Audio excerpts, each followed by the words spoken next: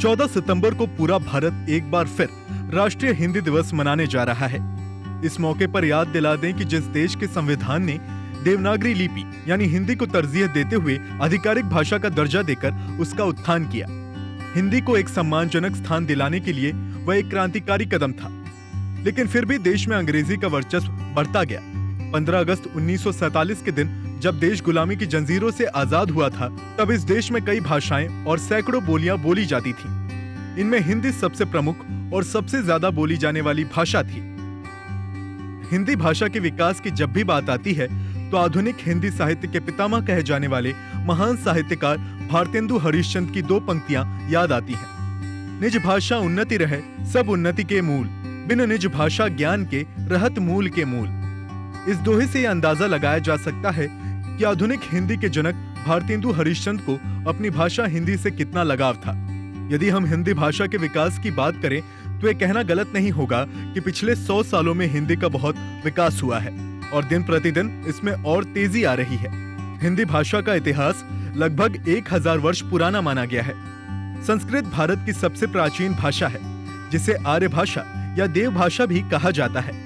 हिंदी इसी देव भाषा संस्कृत की उत्तराधिकारिणी मानी जाती है। साथ ही ऐसा भी कहा जाता है कि हिंदी का जन्म संस्कृत की ही कोख से हुआ है। भारत में संस्कृत 1500 ईसा पूर्व से 1000 ईसा पूर्व तक रही।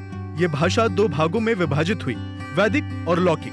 मूल रूप से वेदों की रचना जिस भाषा में हुई उसे वैदिक संस्कृत कहा जाता है, जिसमें वेद और उपनिषद का जिक्र आता है, जबकि लौकिक संस्कृत में दर्शन ग्रंथों का जिक्र आता है।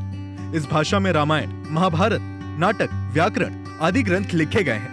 संस्कृत के बाद जो भाषा आती है वह है पाली। पाली भाषा 500 ईसा पूर्व से पहली शताब्दी तक रही और इस भाषा में बौद्धिक ग्रंथों की रचना हुई। बौद्ध ग्रंथों में बोलचाल की भाषा का शिष्ट और मानक रूप प्राप्त होता है। पाली के बाद प्राकृत भाषा का जन्म हुआ। यह पहली ईस्वी से लेकर 500 ईस्वी तक रही। इस भाषा में जैन साहित्य काफी मात्रा में लिखे गए थे। पहली ईस्वी तक आते आते यह बोलचाल की भाषा और परिवर्तित हुई तथा इसको प्राकृत की संज्ञा दी गई। इस दौर में जो बोलचाल की आम भाषा थी वह सहज ही बोली व समझी जाती थी, जिसे प्राकृत भाषा कहा गया। दरअसल उस समय इस भाषा में क्षेत्रीय बोलियों की संख्या बहुत सारी थी, जिनमें शौरसेनी, पैशाची, ब्राचड़, मराठी, मागधी और अर्धमागधी आदि प्रमुख है। प्राकृत भाषा के अंतिम चरण से अपभ्रंश का विकास हुआ ऐसा माना जाता है। यह भाषा 500 ईसा पूर्व से 1000 ईसा पूर्व तक रही। अपभ्रंश के ही जो सरल और देसी भाषा शब्द थे उसे अवहट कहा गया और इसी अवहट से हिंदी की उत्पत्ति हुई।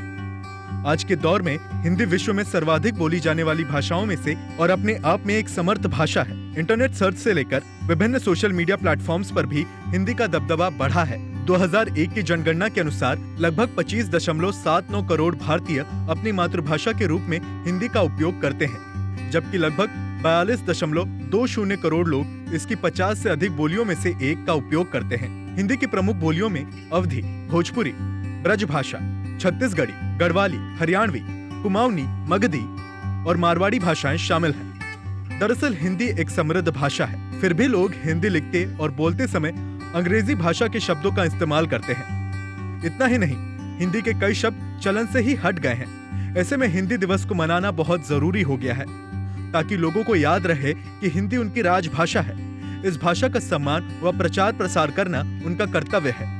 हिंदी दिवस के मौके पर स्कूल, कॉलेज और कार्यालयों में विशेष कार्यक्रम आयोजित किए जाते हैं और हिंदी भाषा को बढ़ावा दिया जाता है। महात्मा गांधी ने सच ही कहा था कि राष्ट्रभाषा के बिना राष्ट्र गूंगा है। जनतंत्र टीवी आप सभी को हिंदी दिवस की शुभकामनाएं देता है। जनतंत्र टीवी के लिए सुधांशु चौरसिया की रिपोर्ट। खबरों के निष्पक्ष विश्लेषण के लिए सब्सक्राइब करें Jantantra TV and press the bell icon. Never miss any update.